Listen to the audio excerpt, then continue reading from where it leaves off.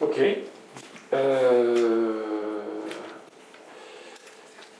Je vous ai imprimé deux trucs. Bon, c'est de la culture générale. Le premier, c'est un article dont je vous ai déjà parlé plusieurs fois sur les chaînes de Markov. D'où ça vient? Voilà, vous regarderez. C'est 4 pages, c'est facile. C'est comme pour la science. Et un autre, alors lui il est plus long. C'est deux articles en fait. Un sur l'intégrale de Lebesgue. Donc quelle est la différence entre l'intégrale de Cauchy, quel était le problème historique au moment où c'est écrit. Et puis un article sur Stiglitz, dont on reparlera en TP, en TD, jeudi, quand on travaillera un jeudi. D'accord. Voilà, c'est pareil, c'est de la culture. Enfin, c'est intéressant, mais c'est pas officiellement programme, il n'y aura pas de questions dessus au DS. D'accord. Donc, si vous ennuyez, vous pouvez le lire. Si vous ne vous ennuyez pas trop, vous pouvez reporter à plus tard. Ok. Alors, intégrale sur un segment. Donc aujourd'hui, on va essayer de réfléchir à comment est-ce qu'on peut construire cette intégrale. En fait, il va y avoir deux questions. C'est quelles sont les fonctions qui sont intégrales, enfin c'est toujours la même question, hein, on a toujours celle-là, et comment calculer cette fonction. Et puis en fait, ça va se mélanger au fur et à mesure. Ce qu'on peut dire, c'est qu'il y a une famille de fonctions pour lesquelles le calcul intégral à peu près naturel, c'est des fonctions qui sont en escalier, on en a déjà parlé, c'est-à-dire les fonctions qui sont des rectangles. Ok. Donc on va définir les fonctions en escalier, on va définir la convergence uniforme, c'est-à-dire on va essayer de définir comment, étant donné les fonctions en escalier, on peut essayer d'encadrer n'importe quelle fonction entre des fonctions en escalier. Comme ça, si on a les limites, si vous connaissez les intégrales de fonctions d'escalier, que votre fonction est bloquée entre les deux, vous allez avoir une aire qui sera bloquée entre les deux un petit peu. Et puis si vous arrivez à faire que ces fonctions d'escalier sont tellement proches de la fonction elle-même que l'aire qui est entre les deux est epsilon presque égale, à ce moment-là, vous pouvez dire, bon bah l'aire de ma fonction, ça va être à ce moment-là. Donc ça c'est le principe des fonctions d'escalier. On va voir que quand on va créer des fonctions d'escalier, en fait, il y a un calcul qui est assez naturel, qui va correspondre au calcul de la base d'un rectangle, hein, enfin du calcul d'aire de base d'un rectangle. Donc, base, c'est-à-dire xk plus 1 moins xk fois hauteur f de tk, ce qu'on va appeler somme de Riemann. Okay, donc, deuxième partie, on va définir ce que c'est que les sommes de Riemann. Si on a le temps, on va voir si on peut. Alors, j'ai prévu de faire ça demain, mais comme j'aimerais bien avancer un tout petit peu par rapport à ce que j'avais prévu initialement, peut-être que j'ai commencé le cours de demain, on va voir. Donc, classe des fonctions intégrées. Donc l'intégrale facile à mettre en place pour une famille de fonctions simples et fonctions en escalier. Donc, on en a parlé déjà dans la partie précédente, et dans la partie suivante, on va commencer par dire les fonctions d'escalier sont intégrables, et le calcul fait ça. Okay, c'est le tout début de la partie 4. Parce que là, en fait, on va donner des définitions, et dans la partie 4, on dira on fera des calculs. Alors, donc on va se concentrer d'abord sur les fonctions d'escalier, on voit par densité comment généraliser les résultats, et on obtient un petit peu l'ensemble de ce que je vous ai dit tout de suite.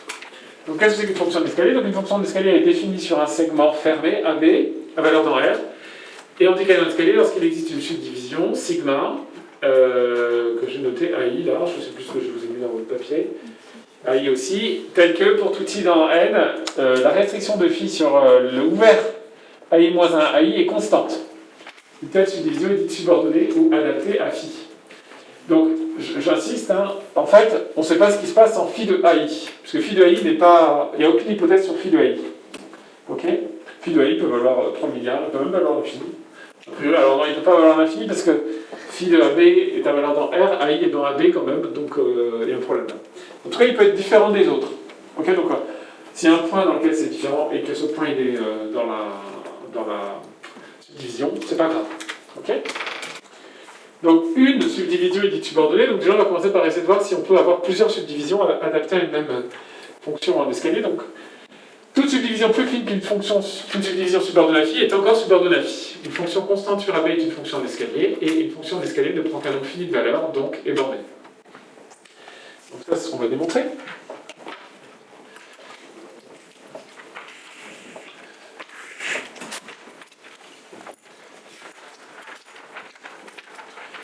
Alors, une subdivision plus fine qu'une subdivision subordonnée à phi est encore subordonnée à phi. Donc, soit une fonction d'escalier. Alors, les fonctions d'escalier, on les écrit un joli rond là, comme ça, hop, en escalier, sur AB. Ok? On va prendre sigma égale AI, une subdivision. Sigma égale AI, donc appartenant à n indice n, à 0n, pardon. Adapté à phi, d'accord, et je vais prendre sigma prime plus fine que sigma. Ça veut dire quoi ça? On a vu vendredi, tu me disais plus fine que l'autre si? Oui, Mathéo? Si l'ensemble est ici prime et inclus dans...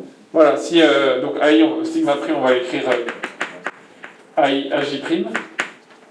D'accord, plus fine que sigma, c'est-à-dire en fait que tous les AI appartiennent à l'ensemble des AJ prime. Ok, c'est-à-dire quel que soit I. Ok, donc nous, pour démontrer que cette sigma prime est subordonnée à phi, en fait, il va falloir qu'on regarde phi restreinte à tout ça. Donc J, on va lui dire qu'il est compris dans 0R, par exemple, ou 0M. Là, il faut dire M. Ok, donc quel que soit J, appartenant à N indice M, phi restreinte à J-1 AJ. Qu'est-ce que vous en pensez? Est-ce que c'est une constante, ça?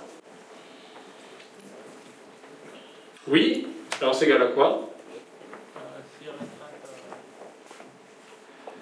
Ben, on va écrire, en fait, il existe I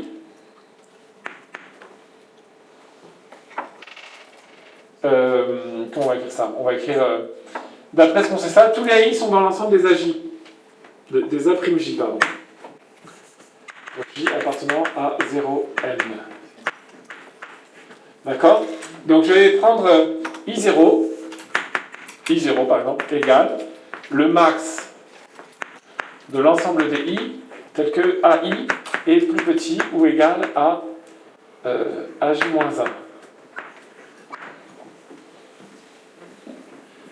D'accord? Donc ça veut dire quoi ça? Ça veut dire qu'en fait, AI0, donc ça veut dire que AI0, il est plus petit que AJ-1, d'accord? Et AI0 plus 1, il est plus grand strictement que AJ-1, d'accord? Or, AI0 plus 1 appartient à l'ensemble des A. Mince, j'ai mis des primes. Faut pas que j'oublie les primes, excusez-moi.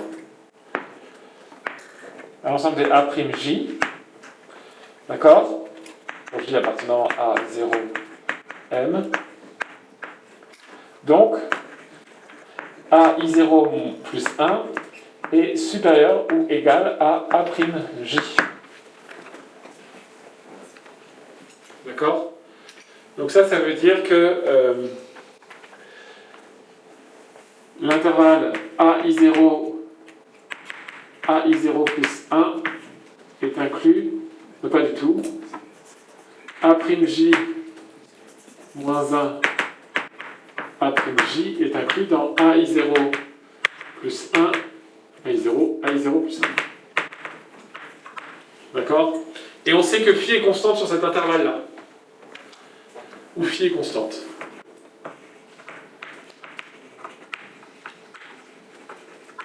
D'accord? Donc, phi restreinte à l'intervalle A'J-1 A'J est constante. Et on sait même que sa valeur, c'est la valeur de la constante sur AI0, AI0 plus 1. Alors attention, AI0 plus 1 n'est pas forcément égal à AJ', hein. Il peut être plus loin derrière. Hein. Ok? Ça marche? Alors, une fonction constante sur B est une fonction à l'escalier, oui. Donc ça, c'est le premier cas. Donc, deuxième cas, ben, c'est tout simple. Hein. Si on prend si phi est égal à C sur AB, alors sigma égale AB est une subdivision subordonnée à phi, hein, est telle que phi restreinte à AB ouvert égale C, donc phi en escalier sur AB. D'accord? Bon. Et une fonction d'escalier ne prend qu'un nombre fini de valeurs, donc est bornée. alors, soit phi, fonction de l'escalier sur AB, et sigma égale AI, appartenant à 0n, adapté, phi, ok. Alors, quel que soit t appartenant à B,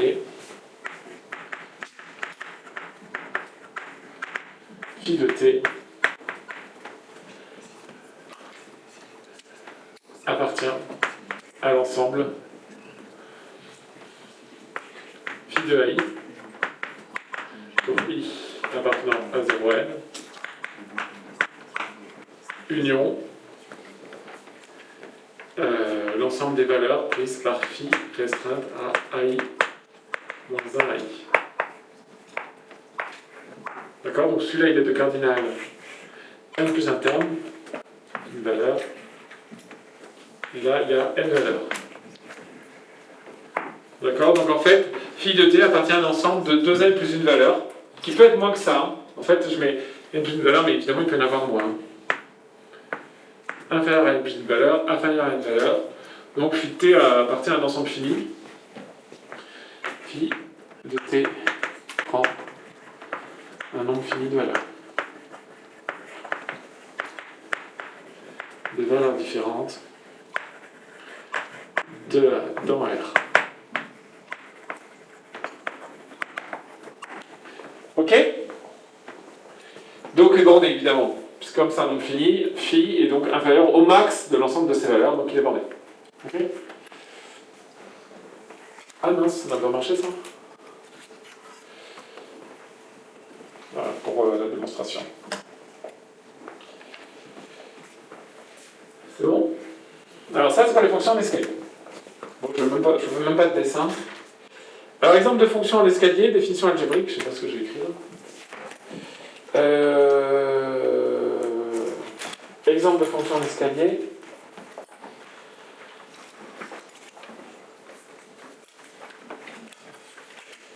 J'ai mis là. L'application qui a X associe, ou peut-être la plus naturelle des fonctions en escalier que vous ayez rencontrées jusqu'à maintenant, enfin celle que vous avez rencontrée jusqu'à maintenant assez fréquemment. La fonction f de AB dans R, qui a X aussi, partie entière de X par exemple. D'accord, donc celle-ci est une fonction en escalier. Qu'est-ce qu'on pourrait prendre comme subdivision adaptée? Alors, il nous faut une première valeur qui va être A. Après, une deuxième valeur qui peut être égale à A, enfin, si elle est différente, c'est partie entière de A plus 1, etc. Alors, non, elle ne peut pas être égale à A. Donc, c'est bon. Et puis, on va jusqu'à quoi? Donc, partie entière de A plus 2. Et la dernière qu'on va arriver, c'est B, donc partie entière de B. Celle-ci, elle peut être égale à B si B est un entier. D'accord? Donc, si B est un entier, partie entière de B égale B. Donc, si vous voulez, il y en a un que j'ai mis en trop. Cette subdivision, elle est adaptée à F. Ok? Définition algébrique, c'est quoi cette définition algébrique? Bon, je sais pas. Alors, théorème. Donc, on note EAB de R, l'ensemble des fonctions d'escalier à valeur réelle, donc tout simplement EAB, s'il n'y a pas d'ambiguïté, c'est ensemble réel. L'ensemble des fonctions d'escalier muni de la loi plus et fois externe, si vous voulez, est un espace vectoriel, est un sous-espace vectoriel, l'ensemble des fonctions de AB dans R. Et avec la multiplication, c'est un sous-anneau aussi. Donc en fait, on a une algèbre. Donc démonstration. Donc on doit démontrer ce résultat-là. En fait, ce qui est bien, c'est qu'on va prendre ce qu'on a préparé déjà par rapport à des subdivisions affinées entre guillemets. Parce que quand on a additionné deux fonctions d'escalier, ce qui pourrait être problématique, c'est qu'il y en a une qui aura une subdivision adaptée, l'autre une autre, et c'est pas forcément adapté, et chacune n'est pas forcément adaptée à chaque autre. Mais on a vu que quand on prenait une plus fine, c'était toujours adapté. Donc, Et on a vu aussi que quand on prenait deux subdivisions, il était possible de créer une subdivision plus fine des deux, en faisant la réunion. Vous vous rappelez? Bon, c'est ça qu'on va faire. Alors, tac, une démonstration. Donc, soit F1, F2, lambda 1, alors élément, l'ensemble des fonctions d'escalier de AB, et lambda 1, lambda 2, des nombres réels. Je voulais te dire que j'étais non vide, bon, c'est pas grave, après. Sigma 1 adapté à F1,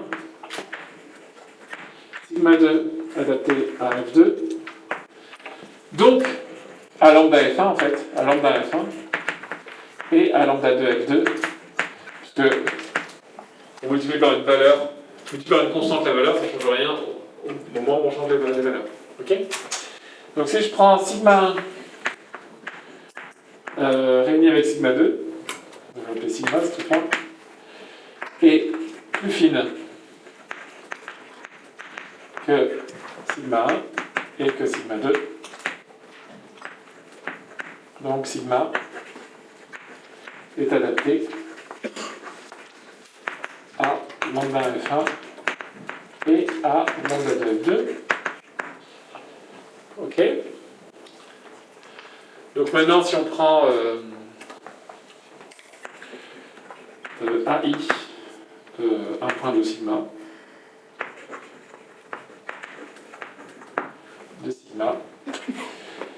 lambda F1 restreinte à AI, AI-1, AI plus 1, et lambda 2F2 restreinte à AI, AI, ouais, on va faire dans l'autre sens. Je crois que c'est comme ça que j'ai fait. On va regarder nos conventions, donc c'est AI-1, AI, sans constante. D'accord? Donc ça fait deux nombres qui sont constants. Donc l'addition de ces deux nombres, c'est une constante. Donc, lambda F1 plus lambda 2 restreinte à AI, AI, moins 1, AI, est constante.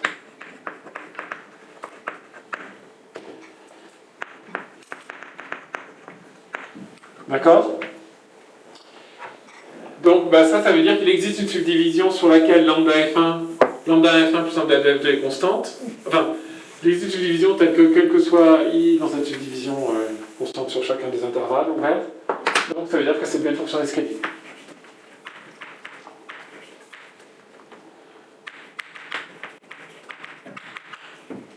On appartient à l'ensemble des fonctions d'escalier sur AB. Ok, par ailleurs, l'ensemble des fonctions d'escalier sur AB non vides. Application 0 de AB dans R appartient à l'ensemble des fonctions d'escalier de AB. D'accord? Donc, l'ensemble des fonctions d'escalier de AB est un sous-espace vectoriel de l'ensemble des fonctions définies sur le segment AB. Alors maintenant, on va démontrer pour la multiplication. Donc là, j'ai tout fait. J'ai fait l'addition, j'ai fait la multiplication par une constante. Maintenant, j'aimerais la multiplication de deux fonctions. Bon, vous en pensez? Je vais reprendre les mêmes. 1. Pareil, de même. F1 fois F2 restreinte à AI-1 AI, bien, c'est égal à F1 restreinte à AI-1 AI multiplié par F2 restreinte à AI-1 AI, et donc c'est égal à une constante.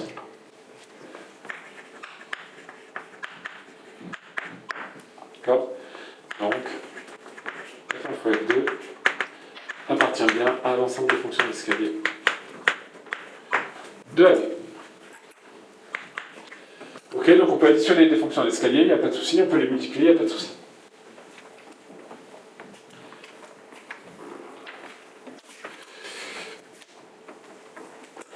Alors, les fonctions continues par morceaux, elles sont d'abord définies sur un segment, puis plus largement sur un intervalle qui peut être ouvert. Alors donc d'abord des fonctions continues par morceaux sur un segment. Soit f une intégration de B dans R, on dit que f est continu par morceau sur le segment AB s'il existe une subdivision de AB telle que f est continu sur chacun des intervalles xi moins 1 xi. Et pour tout i appartenant à un n, f admet une limite finie à droite en xi moins 1 et une limite finie à gauche en xi. La subdivision est dite subordonnée ou adaptée à f. Alors, je vais vous donner un petit exemple, enfin on va visualiser un exemple. Alors on va commencer par faire un petit dessin.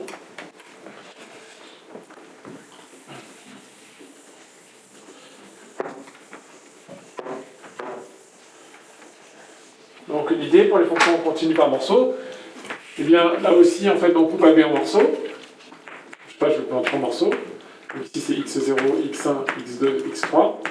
Et sur chacun des intervalles en fait, vous avez votre fonction qui va être continue. Par exemple ça. Ok. Et alors en fait on nous dit, alors qu'est-ce qui se passe pour x1? Que vaut f de x1? D'après le schéma, f de x1, il ne peut pas valoir 3 nombres, il ne peut pas valoir 2 nombres. Hein. Donc il faut choisir. Donc, par exemple, en fait, il faudra une convention, on a un gros point pour dire f de x1 c'est cette valeur-là, et f de x1 c'est pas cette valeur-là. D'accord? Donc on va le prendre là. Et puis après, il peut y avoir une autre situation où en fait f de x1, f de x2 c'est pas ce point-là, c'est pas celui-là non plus, mais c'est un troisième point qui est là. Celui-là non plus, et b est là par exemple. Ok, ça j'ai tracé une fonction f qui est continue par morceau. Alors en fait, on veut que sur chaque intervalle la fonction soit continue, donc ça marche. Sur chaque intervalle la fonction est continue. Ok. Et on veut que sur chaque intervalle, la fonction elle mette une limite à droite, à gauche par valeur supérieure pardon, là, en bas, là, donc à droite en x-1, et aussi à gauche. Donc ici, il va y avoir une limite orange qui est le point qu'on n'a pas pris. Mais il faut qu'elle existe, d'accord? On ne peut pas faire un truc qui fait comme ça, là, qui part vers l'infini, et qui n'admet pas de limite. Donc ça nous donne la petite question suivante. Ah, moi j'aurais dû vous faire présenter à la vidéo le petit schéma, là.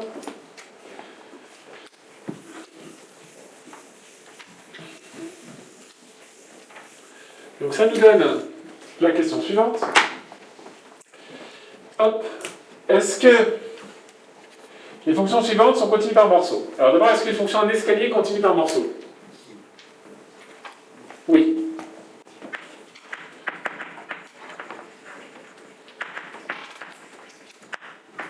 Ensuite, une fonction continue est-elle continue par morceaux? Oui. Donc en fait, si on demande quelque chose sur les fonctions continues par morceaux, alors on l'aura pour les fonctions continues, puisque les fonctions continues est un sous-cas particulier des fonctions continues par morceaux, donc continue. Oui. Troisième exemple, la fonction qui a x associé exponentielle de 1 sur x si x appartient à moins 1 et x différent de 0, et 0 si x égale 0 est-elle continue par morceaux?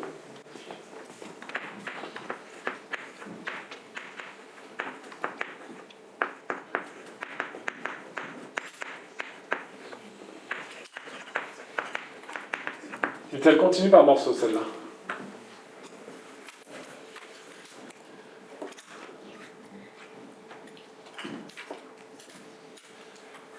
Exemple. Une discontinuité en 0, gauche de la discontinuité, ok, ça va, elle a une limite, c'est 0.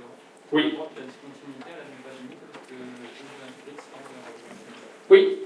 Donc, naturellement, ici, on voit qu'il y a un problème en 0. Donc, il faudra que notre subdivision sigma, elle soit de la forme moins 1, 0, 1, et peut-être des points intermédiaires, si vous voulez, qui ne servent à rien. Parce que, de même que pour en escalier, là, on aurait pu prendre ce truc-là hein, et dire continue par morceau là, continue par morceau là, ça ne servait à rien, mais il existe des subdivisions moins fines, enfin plus fines, qui ne servent pas.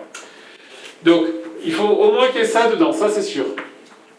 Ok, alors ensuite, donc tu me dis, bah maintenant je vais regarder la limite de f en 0 plus, en 0 moins, pardon, par valeur inférieure, donc quand x tend vers 0 par valeur négative. Donc, ça correspond à cette situation-là. Ok. Donc, c'est la limite quand x tend vers 0 moins de l'exponentielle de 1 sur x. Donc 1 sur x, ça va tendre vers moins l'infini en fait. Et donc ceci c'est exponentielle de moins l'infini, donc ça fait 0. Donc après il n'y a pas de problème. Et par contre, si on regarde la limite quand x tend vers 0 plus de f, donc ça fait la limite. Quand x tend vers 0 plus de l'exponentielle de 1 sur x, donc ça fait exponentielle de 1 sur x, c'est plus infini. Et là, on a un problème. Ok? Donc ici, f n'est pas continu par morceau. Ça ressemble à quoi cette fonction ici?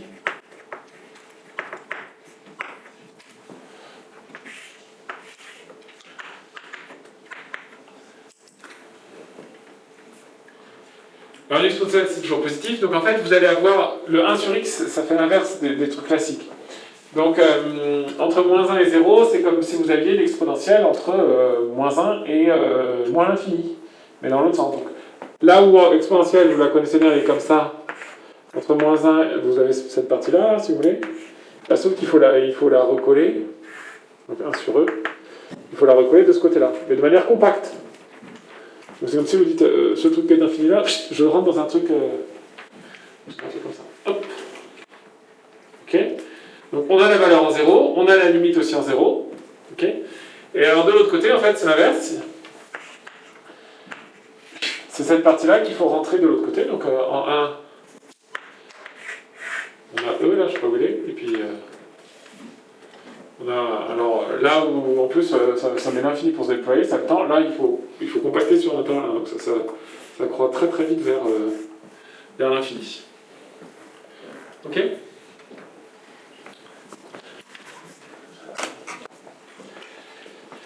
Alors ensuite, une fonction continue par morceau sur AB est nécessairement bornée.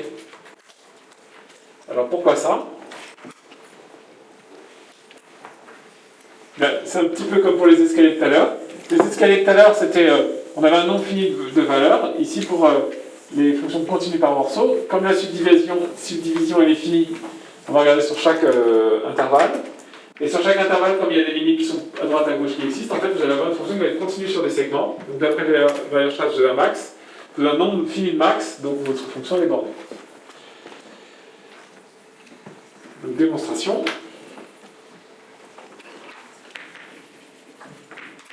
Donc soit phi continue par morceau sur AB. Donc il existe sigma égale A0, A1, etc. à n, tel que phi restreinte à AI moins 1 AI continue, plus limite à droite et gauche.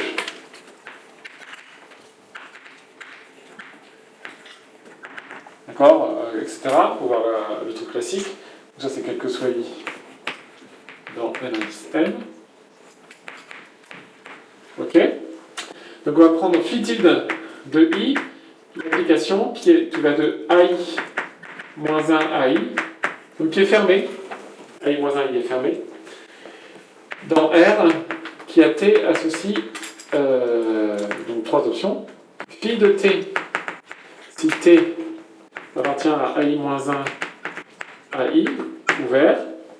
Limite en ai par valeur supérieure, en ai moins 1 par valeur supérieure de phi, si t égale ai moins 1, et limite en ai par valeur inférieure de phi, si t égale ai.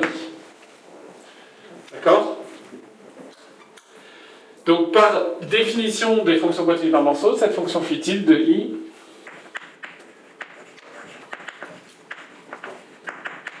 de l'ensemble des fonctions continues par morceau, phi tilde de i est continue sur ai-1, ai. En fait, c'est ça le but des fonctions. La définition de fonction continue par morceau, c'est vraiment pour pouvoir dire je peux prolonger en des fonctions continues sur des segments.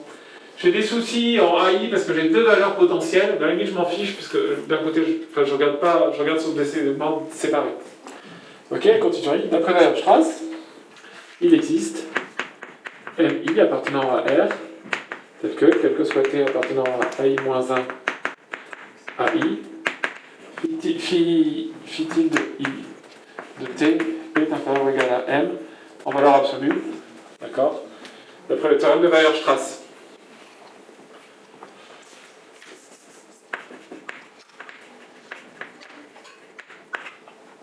Ok.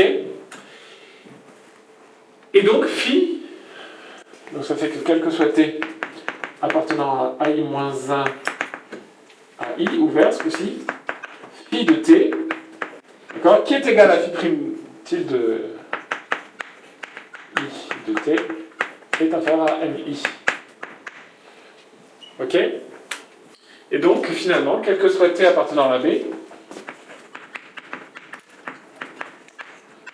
valeur absolue de phi de t est plus petit que le max de l'ensemble des mi pour i appartenant à n indice n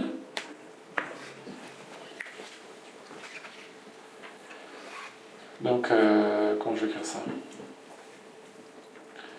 max je vais mettre le max du max de l'ensemble des mi pour appartenant à et du max des valeurs absolues de phi de AI pour i appartenant à 0 n. Qui a un nombre fini là aussi, hein. Bon, je fais la limite vidéo. Il y a un nombre fini de termes ici, et ils appartiennent tous à R, hein, puisque c'est phi est à valeur dans R. Ok. Donc tout ça, ça appartient à R, donc phi est borné. C'est l'idée, hein, donc là c'est pas le cas, parce qu'on a une limite, mais si on avait une limite finie ici, et ben on aurait eu comme max le max de ça, c'est-à-dire ça, la valeur là, et le max là, c'est-à-dire là. Et donc on a eu ça comme bande supérieure de la fonction. L'ensemble des fonctions continues par morceau sur AB à valeur réelle que l'on pourra noter l'ensemble des fonctions continues C indice n de AB est un sous-espace vectoriel, c'est même une sous-algèbre de l'ensemble des fonctions bornées, lui-même sous-algèbre de l'ensemble des fonctions. Je sais pas si je vous démontre ça. Une démonstration.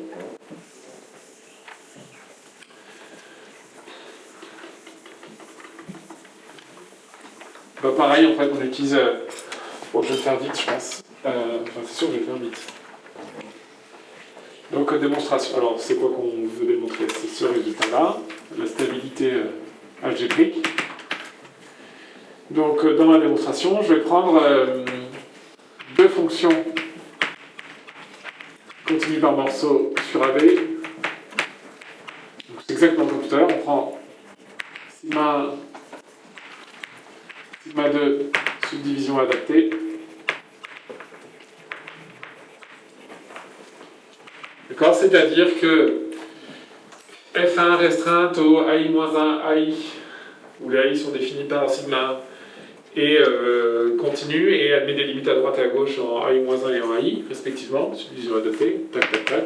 Je prends sigma égale sigma raffinée avec sigma 2, d'accord, plus fine, elle est adaptée, alors adaptée à F1 à lambda 1 fait F1 et à lambda 2 F2. Et aussi F1 fois F2, d'accord, car le produit de deux fonctions continues est une fonction continue, la combinaison linéaire de deux fonctions continues est une fonction continue.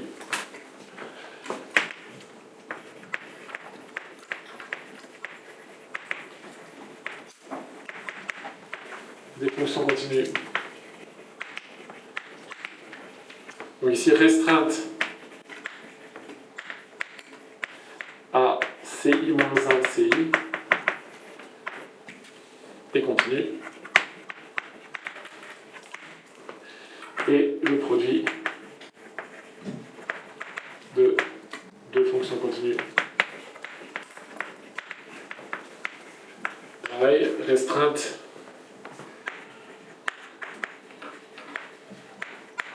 à CI-1 CI et continue. Ensuite, donc sigma, on va supposer qu'elle s'écrit C1, C0, C1, etc., CR. D'accord? Donc ça, je regarde les continues. Après, il faut que je regarde les limites, mais je trouve que les combinaisons linéaires de limites, c'est les limites des combinaisons linéaires, et les produits, les limites des produits, c'est les produits des limites. D'accord? Donc il faudrait que je mette ça. Hein. la combinaison linéaire des limites à gauche, disons, en CI, et à droite, en CI-1, c'est la limite vaut la limite des combinaisons linéaires. D'accord. De même pour les produits. Hein. Okay. Et on vérifie tout comme ça. Produit. Limite. Bon. C'est pas très rigolo, j'en fais pas plus. Ah mince, j'ai oublié de me tromper de caméra. Ok, donc c'est l'idée que je regarde les conditions par morceau sur chacun des intervalles, les uns après les autres. La difficulté, c'est de prendre une subdivision qui soit adaptée à chacun. Quand au début, il n'y avait rien qui était adapté à chacun. Mais en fait, à partir du moment où on a fait la théorie des subdivisions plus fines, ça tombe assez facilement.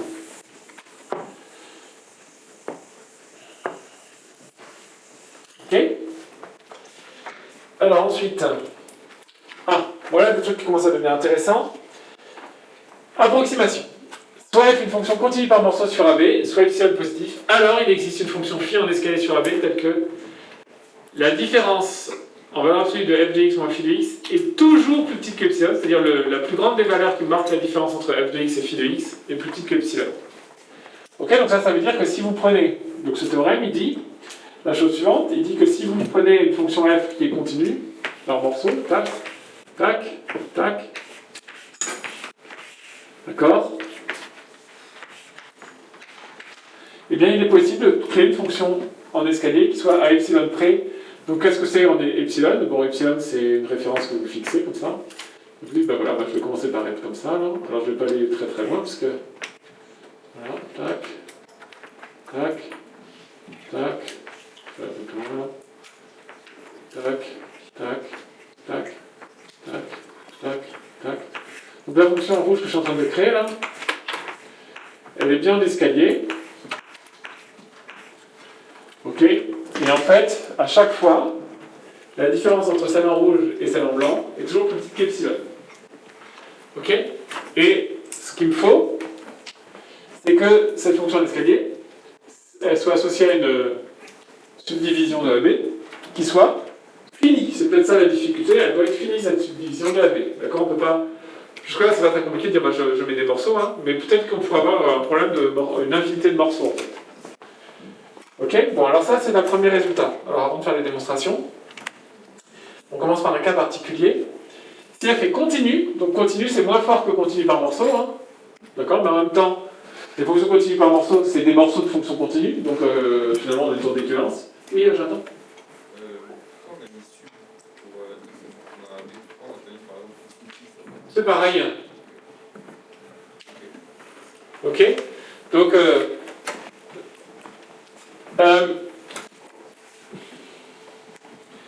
il faut vraiment avoir en tête cette histoire-là, que quel que soit x appartenant à i, a de x est en valeur absolue plus petit que m, c'est équivalent à dire que le sup pour x appartenant à i, valeur absolue de a de x, est plus petit que m. Il faut vraiment avoir en tête cette équivalence, et donc il faut savoir passer. Dès qu'on en écrit un, il faut penser qu'il y a les deux en fait. Alors pourquoi est-ce que des fois on fait plus l'un ou plus l'autre? Alors en fait ici on comprend bien pourquoi ça s'appelle la convergence uniforme, la majoration uniforme, l'inégalité uniforme ou encore l'approximation uniforme. Je ne sais pas mis uniforme, si là-haut. Ok? Uniforme, c'est-à-dire que c'est vrai pour tout le monde. Ok? Alors quel est l'intérêt de celui-là? Il y a un tout petit intérêt, mais qui est un petit peu. C'est qu'on voit une démarche, une sorte de savoir-faire en fait. Si vous voulez démontrer que pour tout x, valeur absolue de x est petit que m, ce que vous pouvez faire, c'est étudier les variations de la de x, chercher quand est-ce qu'elle est maximale, regarder la valeur du maximum, et puis dire il est plus petit que m, donc tout le monde est plus petit que m. Okay, donc il y a une étape intermédiaire qui consiste à dire je vais chercher la valeur du sup, et après je regarde si c'est plus petit que m, alors que là je regarde si tout le monde est plus petit que m. Bon. Si vous voulez, ça c'est plutôt quelque chose qu'on utilise, ça c'est plutôt quelque chose qu'on démontre entre guillemets. Mais bon. En tout cas il faut passer de l'un à l'autre, hein. On l'a vu dans un DS, vous verrez beaucoup l'année prochaine, quand on ferait la convergence uniforme des suites de fonctions, par exemple. Alors je reviens là, Donc j'annonce un théorème un tout petit peu plus qu'un cas particulier, mais qui en même temps permet de généraliser, c'est je me concentre sur les fonctions continues, et pas les fonctions continues par morceaux. Mais on sait que si on sait faire sur des fonctions continues, les fonctions continues par morceaux, c'est des morceaux de fonctions continues, donc on pourra propager de manière sans problème. Alors, plusieurs démonstrations, on peut faire avec Heine, qui est la démonstration attendue a priori dans le programme. C'est-à-dire, finalement, ce qu'il faut, c'est chercher à contrôler au niveau des Y, et pour ça, il faudrait contrôler au niveau des X, uniformément. Et c'est juste, la continuité nous dit je veux, la définition de la continuité, c'est le contrôle de Y impose un contrôle sur X. Mais sauf que ce contrôle, il dépend de chaque X en fait. Il existe, mais il dépend de chaque X. Alors il nous dit non, moi je suis capable de faire un contrôle uniforme. Or c'est ça que je cherche ici. Donc en fait c'est un petit peu plus simple d'utiliser le théorème Heine. Il faut juste le démontrer au passage. Enfin il fallait juste le démontrer avant, mais ça maintenant c'est fait. Donc qu'est-ce qu'il dit le théorème Heine? Il dit que si une fonction est continue sur un segment, elle est uniformément continue sur le segment. Donc soit f, donc démonstration 1, soit f, fonction continue sur AB. Donc ça c'est un segment. Donc f est uniformément continue sur AB. Je prends epsilon positif. Alors dans ma majoration, je vais peut-être avoir des soucis. Ce ne sera peut-être pas tout à fait epsilon que je vais avoir. C'est peut-être un truc. Donc bon, Donc il existe delta, strictement positif, tel que, quel que soit xy appartenant à AB, la valeur absolue de f de x moins f de y inférieure à delta implique la valeur absolue n'importe quoi.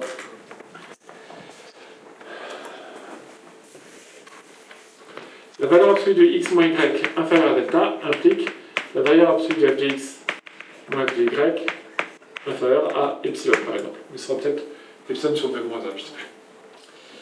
Alors qu'est-ce qu'on pourrait prendre comme fonction en escalier maintenant? Oui? Exactement. Donc l'idée c'est qu'à chaque fois qu'on augmente de delta, on n'a pas augmenté de plus d'epsilon. Donc on va avancer petit à petit de delta en delta. Exactement. Donc on va prendre x0 égale a, et puis xk égale a plus k delta. D'accord? Et en fait, évidemment, on va noter n égale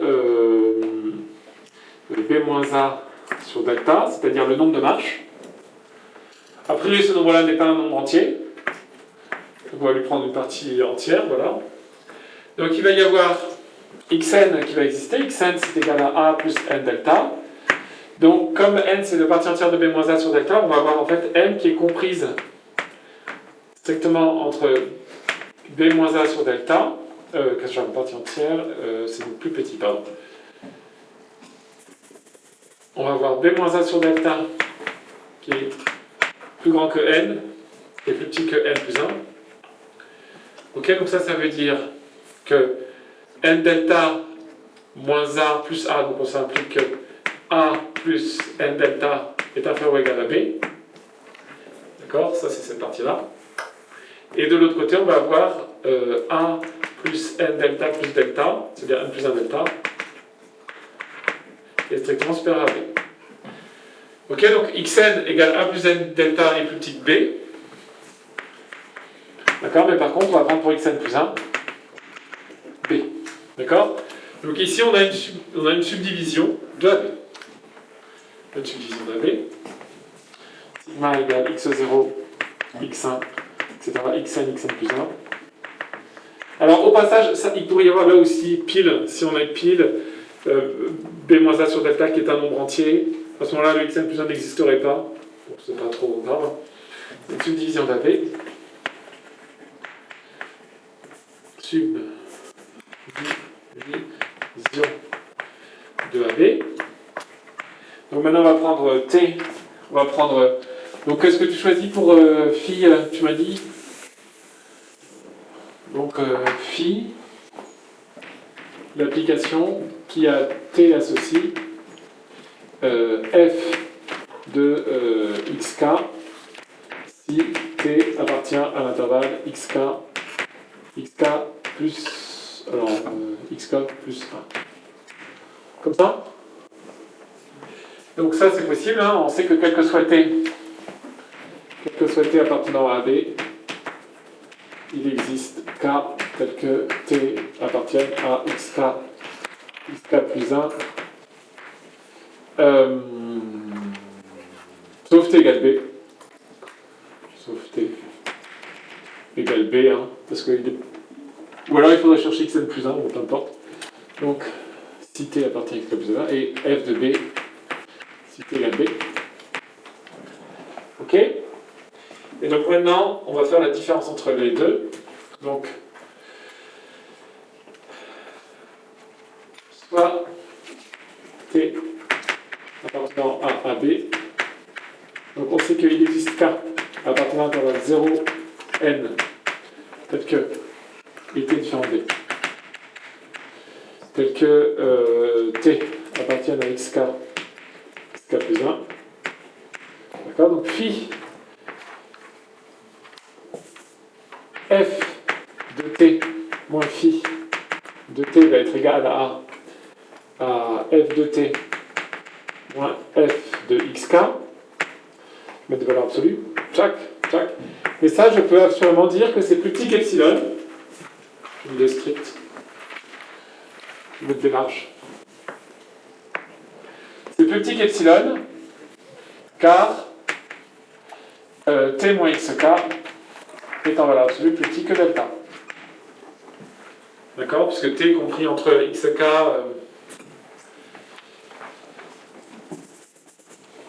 car T car XK est plus petit que T est plus petit que XK plus 1. Donc T moins XK est compris entre 0 et XK plus 1 moins XK, c'est-à-dire delta. D'accord? Donc la valeur absolue de T moins XK est plus petite que delta. Donc je peux appliquer ce résultat-là. Ah ben voilà, c'est bon. Alors ça c'est si T appartient à B, et si T égale B, bah vous avez F de T moins phi de T qui est égal à F de B moins F de B qui est égal à 0. Donc quel que soit T, la valeur absolue de F de T moins phi de T est plus petite que epsilon. Ok? Donc ici j'ai oublié de dire phi est bien une fonction en escalier de AB. Donc on a pu créer, pour toute fonction continue, une fonction en escalier proche de cette fonction continue à epsilon près uniformément. Alors deuxième option, c'est en utilisant le lemme de Cousin directement. Donc on a déjà fait une démonstration, on n'a pas besoin d'une deuxième, mais c'est juste parce qu'on est sportif. Alors, donc on a le challenge. Donc deuxième démonstration avec le lemme de Cousin. Donc, c'est quoi ce bruit? Alors, donc je prends F continu, je te rappelle toujours. Donc ça veut dire, je ne prends pas l'uniforme quantité, ça veut dire que quel que soit epsilon positif, il existe.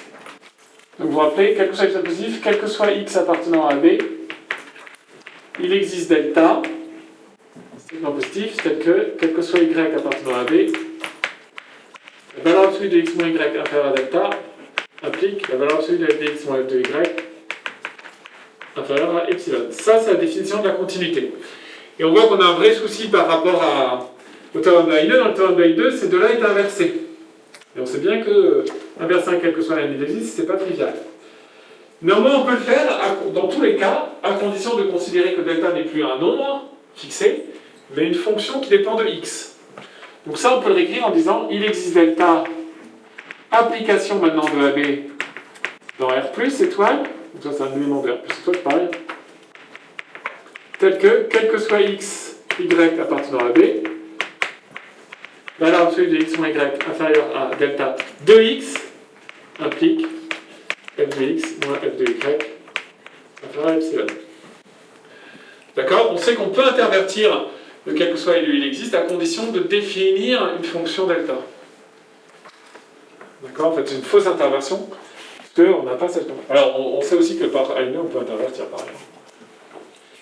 Bon, bah très bien. Alors maintenant, on a une jauge qui est là.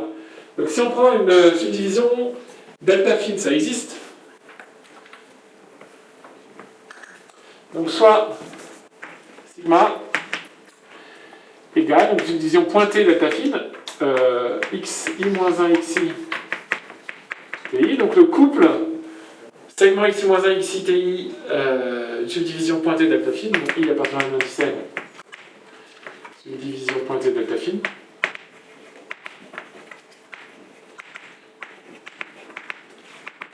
Alors qu'est-ce qu'on va prendre pour fonction en escalier maintenant? Eh bien, on va la définir sur les mêmes intervalles, mais avec pour valeur f de ti. D'accord? Donc soit f, soit psi, l'application d'escalier, qui à t associe f de ti, si t appartient à l'intervalle xi-1 xi. Alors on a encore un souci de recouvrement, parce que xi-1 xi, on ne sait pas s'il faut le prendre ou pas le prendre. Donc comme tout à l'heure, on va ouvrir d'un côté et fermer de l'autre pour être sûr que tout le monde ait une seule fois. Mais si on ouvre, si on ferme à la fin, on va avoir un problème pour B, donc on va rajouter B. D'accord? Parce que pour tout T de AB ouvert en B, il existe bien un I tel que T appartient à xi-1 xi, puisque la réunion des xi-1 xi, ça forme AB. Hein, je vous rappelle. La réunion disjointe des xi-1 xi, ça forme exactement AB. D'accord? C'est ça que j'utilise ici. Hein. Ok? Bon, bah maintenant on va faire pour tout T appartenant à B. Bah justement, on va pas prendre en B. Donc il existe I tel que T appartient à l'intervalle xi-1 xi. D'accord? F de T moins F de Ti, F de T moins phi de T, psi de T, ça donne F de T moins F de Ti. Or, T, en fait, je vais utiliser ce résultat-là avec Y égale T, X égale XI. Bon, tout va bien. Non. Y égale T et TI égale XI. Alors, donc on va écrire ça proprement, donc un peu comme ça. Hein.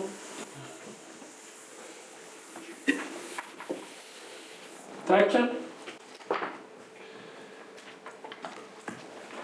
Donc T, TI. On sait que TI, T est compris entre XI. Je vais mettre un peu plus au milieu. T est compris entre XI plus 1, XI et XI. Entre quoi? XI moins 1 et XI. Ok? Et par définition de jauge delta fine, XI lui est plus petit que TI plus delta TI sur 2. Et XI lui est plus petit que TI est plus grand que TI moins delta TI sur 2. D'accord? Donc j'ai que T moins TI est en valeur absolue plus petit que delta TI sur 2.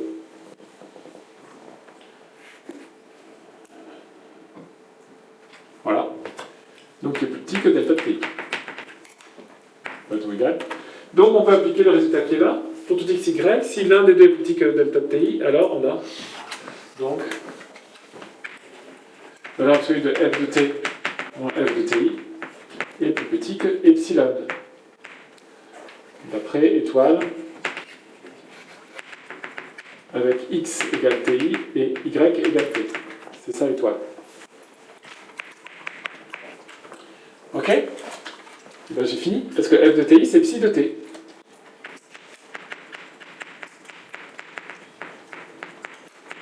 Et ça c'est vrai, quel que soit t appartenant à d. De même, et pour t égale 1. La valeur absolue de f de t moins psi de t est égale à 0. F de b moins f de b. Donc, quel que soit t appartenant à b,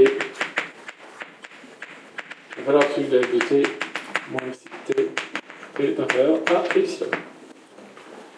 Ok? Alors là, au passage, on se rend compte que ce sur 2 là, il est très fort. En fait, le sur 2, il sert à assurer que la différence entre ces deux-là est plus petite que delta de TI. Ok, mais en fait, Si vous comparez par rapport à TI, donc la différence entre là, ça veut dire qu'on ne regarde pas TI. C'est comme si on voulait appliquer une inégalité triangulaire où il y aurait deux fois apparaître un truc. Donc cette division par deux permet de, si on doit faire apparaître deux fois l'égalité triangulaire, de ne pas avoir à nous en soucier. Ici, elle apparaît qu'une fois parce qu'on se sent toujours en TI. Donc bon, c'est pas grave, on a réduit en trop, mais c'est pas gênant. Et on voit naturellement que ce résultat dépend de la subdivision pointée. Alors on avait démontré le théorème de Leibniz avec un truc comme ça, mais c'est un petit peu plus subtil parce que ça exigeait un petit peu plus le théorème de Leibniz. Là, c'est vraiment un lieu où on voit bien comment une jauge peut servir pour démontrer un résultat intéressant. Alors maintenant, ça c'était pour démontrer le théorème sur les fonctions continues. Alors pour les fonctions continues par morceau, Laurent, il y a une question ? Je me demandais ce que c'était Étoile, voilà, c'est cette ligne-là. Où je vous ai expliqué, je vais remplacer les valeurs. Voilà. Donc, comment est-ce qu'on passe de la continuité à la continuité par morceau? Eh bien, en fait, on va prendre une fonction d'escalier, adaptée, en fait, tac, tac. On va couper sur chaque morceau, on va avoir des fonctions d'escalier séparées, puis on les réunira ensemble pour avoir la fonction d'escalier globale. Ok? Donc, démonstration. Je ne sais pas si ça tient sur ce petit bout du tableau, on va bien voir. Donc, soit F, l'application continue par morceau sur AB. Donc, il existe sigma égale A0 à N, tel que adapté à F. Donc, FI tilde égale FI restreinte à AI moins 1 AI prolongée, on va mettre.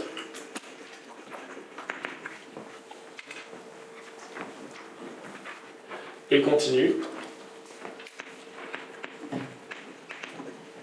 sur AI moins 1 AI. Je ferme, d'accord, je ferme parce que j'ai pris la fonction prolongée, c'est exactement comme la fois précédente. Ok, et cette fonction prolongée elle-même admet une fonction d'escalier comme à epsilon près. Donc il existe, on va l'appeler phi i en escalier sur l'intervalle AI-1 AI, tel que uniformément, quel que soit x appartenant à AI-1 AI, la valeur absolue de f de x moins phi i de x est plus petite que epsilon. Donc j'aurais dû fixer un epsilon au début. Ok. Et maintenant, oui. C'est f tilde Là, de quoi? C'est f tilde de i, c'est pas encore F tilde de i. Là, f. F tilde d'indice i. F tilde indice i, oui. C'est pas encore fait. Dans l'inégalité. Là, Oui. c'est pas f de x que tu veux que je mette? Alors normalement, ce serait f tilde de i, mais en fait, il se trouve que f de x, quand x appartient à i moins 1 à i... Ah oui, alors pas... Pardon, il faut que j'ouvre. Alors, soit je ferme... je vais fermer, puis je mets f tilde de i. Donc, ça veut dire quel que soit x appartenant à ouvert à i moins 1 à i. F de x, aussi je peux le prendre, parce que, en fait, dans l'ouvert, c'est égal. Moins phi i de x est inférieur à epsilon. Ok, bon bah, il me reste 2-3 lignes, je vais quand même pas les écrire en bas. Je pourrais, hein.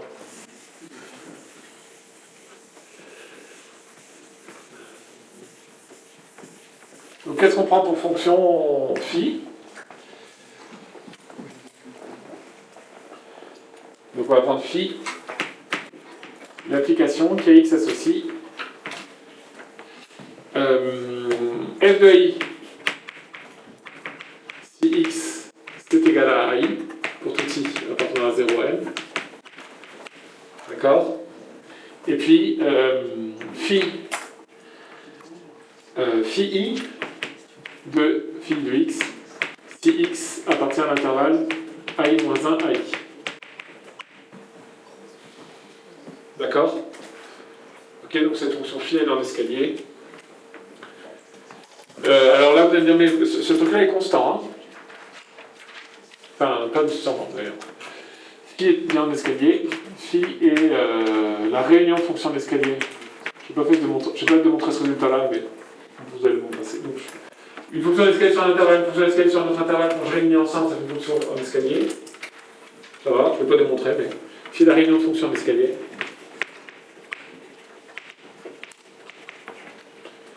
Donc, phi appartient à l'ensemble des fonctions d'escalier sur B. Et, quel que soit x appartenant à B, la valeur absolue de f de x moins phi de x est inférieure. Alors, soit c'est 0, soit on en est là, c'est-à-dire là, c'est-à-dire là. Ok? Donc, toute fonction d'escalier est aussi approchable par une fonction... toute fonction continue par morceau, excusez-moi, est approchable par une fonction en escalier. Alors, si f continue par morceau sur B, il existe. Alors, une autre façon d'écrire, c'est au lieu de le dire, j'ai une fonction pour tout epsilon, j'ai une fonction d'escalier qui est proche à epsilon près. Je peux dire aussi, pour tout n, j'ai une fonction d'escalier qui est proche à 1 sur n près. Et cette fonction-là, ça crée une suite de fonctions, et cette suite de fonctions va converger uniformément vers f. Sur notre point de vue, de convergence uniforme. Alors, il y a peut-être un petit peu de démonstration, voilà. Bon, là, c'est très simple, c'est un corollaire. Hein. Donc, corollaire, donc démonstration. Soit n, un élément de grand N, epsilon égale 1 sur n, il existe phi qui dépend de n, d'accord, tel que, quel que soit x appartenant à B, le sup de la valeur absolue de f de x. Mais non, si je mets quel que soit x, je peux le mettre sup. F de x moins phi n de x est inférieur à 1 sur n. D'accord? Donc ça veut dire en fait, tel que le sup pour x appartenant à B, de la valeur absolue de f de x moins phi n de x, qui est un nombre, hein, est inférieur à 1 sur n, qui est un nombre positif. Donc ce nombre positif, je peux l'appeler alpha n. Donc on a alpha n qui tend vers 0 quand n tend vers plus l'infini. Vous vous rappelez, c'est dans ce DS4, là où je ne sais pas combien, on avait fait un truc comme ça. Vous avez dit, si vous voulez démontrer que une suite converge uniformément, il faudra d'abord étudier le sup, ça vous crée un nombre et vous regardez si la suite des nombres tend vers 0. Okay, donc c'est exactement ce qu'on fait là. Voilà. C'est bien la limite du sup et pas le sup de la limite. Ok, parce qu'on a vu que ça pouvait être un petit peu différent. Alors je peux même continuer à faire un truc sympa, c'est dire carrément que non seulement je peux encadrer à epsilon près, mais je peux mettre glisser f entre deux fonctions en escalier qui sont elles-mêmes définies à epsilon près. D'accord? Donc j'ai encore moins peur. Alors comment je fais ça? En fait, c'est tout simplement à cause du caractère libre de epsilon.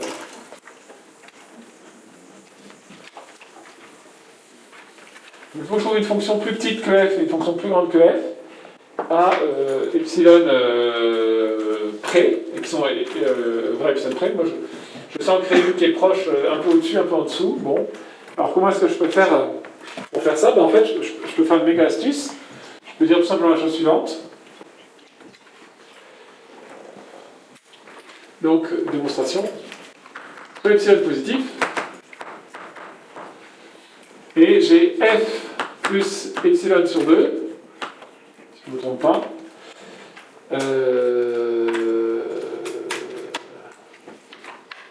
Bon, ça marche. Hein. Alors, f sur epsilon sur 2 et continue.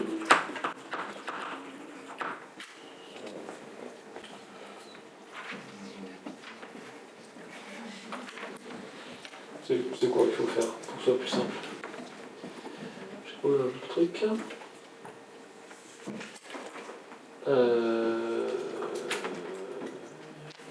Ah oui, non, c'est pas f qu'il faut prendre, c'est phi. Ok. Epsilon positif, donc il existe. Peut-être qu'il faudrait que je prenne. Alors j'ai quoi là? J'ai phi, psi, θ. À partir d'une fonction d'escalier, appartenant à B, tel que uniformément, donc quel que soit x appartenant à B, la valeur absolue de f de x moins θ de x est plus petite que epsilon sur 2, peut-être, je sais pas. Bon, je mettrai, je sais pas, je mets epsilon. Donc ça veut dire que j'ai f de x qui est comprise entre, bon, c'est pas mal, θ de x plus epsilon sur 2 et θ de x moins epsilon sur 2, si j'enlève les valeurs absolues. Ok? Alors cette fonction θ, elle est en escalier. Si je lui additionne une constante, on a vu que l'addition de la fonction constante est une fonction d'escalier, l'addition de deux fonctions d'escalier est un escalier, donc celle-ci, on peut l'appeler phi de x. Et phi, en fait, elle appartient à l'ensemble des fonctions d'escalier sur B. Et celle-ci, on peut l'appeler psi de x. Et psi appartient aussi à l'ensemble des fonctions d'escalier sur AB. On a f de x qui est compris entre phi de x et psi de x, et si on fait psi moins phi,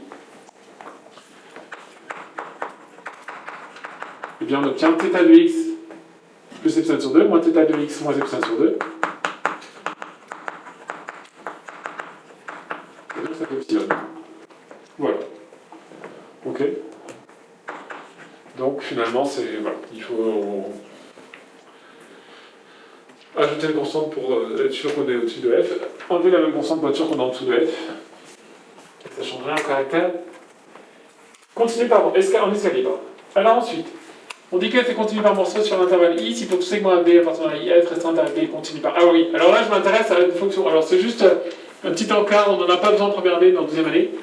On dit qu'une fonction va être continue par morceau sur un intervalle. Ouais, i peut être ouvert.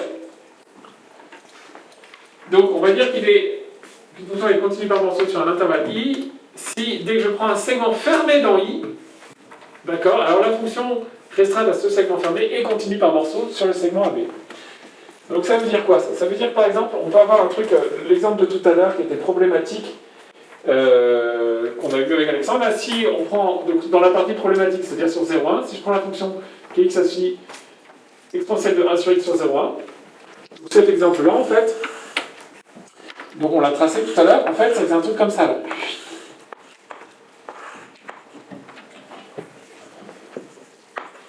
Alors pourquoi est-ce que cette fonction-là, elle est continue par morceaux sur l'intervalle 0,1 ouvert en 0 ? Et bien parce qu'en fait, 0,1 ouvert en 0, il faudrait regarder pour tout intervalle de la forme AB dans 0,1. Donc ça va être quelque chose où A va être strictement positif. Donc c'est un AB quelque part là. Et en fait, vous allez avoir une fonction qui va être continue. Donc continue par morceau.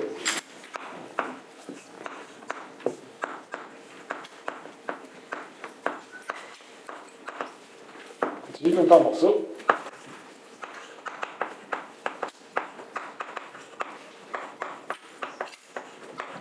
D'accord ? Donc en fait, la stratégie des fonctions continues par morceau sur un intervalle, c'est que, si vous voulez, quand vous avez un problème, vous restreignez un petit peu avant. Alors à epsilon près, ça marche bien en règle générale. Donc c'est quelque chose que vous ferez beaucoup l'année prochaine. L'idée c'est de, quand on ne peut pas faire une étude sur un intervalle, en fait, on se restreint à tout segment inclus dans i, et on va avoir des propriétés de type continuité qui passent assez bien. Par exemple, si vous arrivez à démontrer que la fonction elle est continue, vous n'avez pas démontré qu'elle est continue sur tout l'intervalle. Enfin, vous vous demandez ce que ça veut dire elle est continue sur un intervalle. Et ben vous dites, en fait, ce que je veux, c'est que pour démontrer qu'elle est continue sur un intervalle, il faut que je démontre qu'elle est continue en un point de l'intervalle. Alors, un point de l'intervalle, ça va être un nombre qui n'est pas 0, justement, qui, je sais pas quoi, il peut être égal à 0,00, mais qui n'est pas 0. Donc, à ce moment-là, vous dites, bah oui, mais ce point qui n'est pas 0, il me faut un petit voisinage. Mais ça, c'est possible. C'est ouvert en 0. Donc, vous prenez, vous dites, bah je vais regarder si elle continue en 0,01. Et bien, je vais prendre 0,00001 par exemple, 1 par exemple. Ce point dont je me demande si elle est continue, en fait, c'est un élément de ce segment-là. Et je vais dire, mais oui, mais si elle est continue sur tout segment inclus dans 0,1, elle va être continue sur ce segment-là, donc elle va continuer en ce point-là. Et ce que je viens de faire comme raisonnement sur ce point-là, je peux le faire pour tous les points, en fait. Donc je vais avoir une fonction qui va être continue partout en 0,1. D'accord ?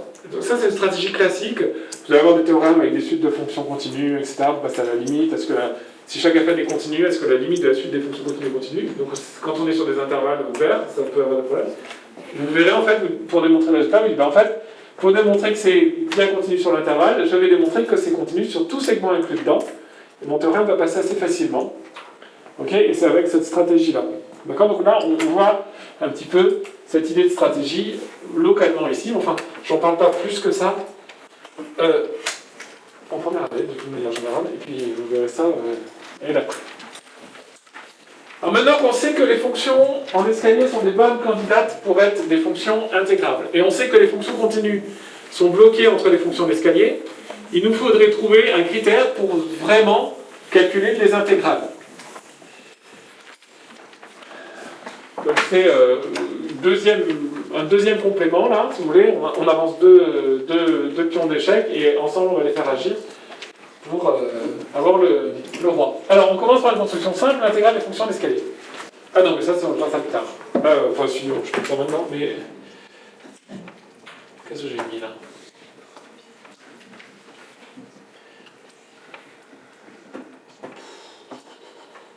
J'ai envie de passer ça, on en a déjà parlé plein de fois.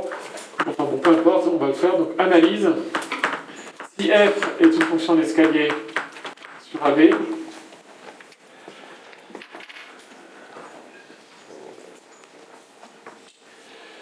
si f est une fonction d'escalier sur AB, si sigma égale A0, etc., AN est adapté. D'accord? Alors on a envie de prendre, donc ça veut dire quoi? Ça veut dire que les fonctions A0, A1, A2, A3, A4, A5 par exemple, elle est adaptée. Ça, vos fonctions d'escalier vont être comme ça. Fonction adaptée, ça ne veut pas dire que par hasard on n'aurait pas un point là. Celle-ci aussi elle est adaptée. Hein. Donc il me manque un bonhomme. Hein. Voilà. Donc j'ajoute des points, tac, tac.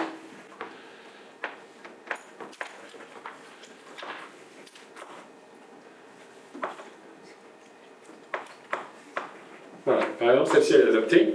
Alors qu'est-ce qu'on a envie de prendre pour calcul? En fait, on a envie de dire candidat, la somme des AI-1, des AI-AI-1, d'accord, ça nous donne cette somme-là, multipliée par celle-ci, c'est-à-dire multipliée par lambda i pour i variant de 1 à 5, d'accord?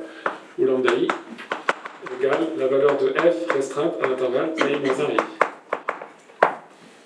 D'accord? Donc, on pourrait même dire lambda i c'est f de ti pour tout ti appartenant à l'intervalle i-1 à i. Ok? Donc ça c'est mon candidat classique. Oui, ça c'est logique, hein? Je regarde pour calculer, je fais la somme, ce qu'on avait dit, pour faire des calculs d'air, il faut faire les aires élémentaires et les additionner. D'accord? Donc ce calcul-là, ça correspond bien à cette aire-là.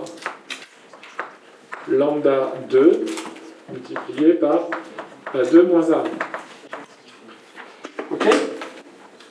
Bon, j'ai pas envie d'en raconter plus de toute manière. On vérifiera que ça marche bien.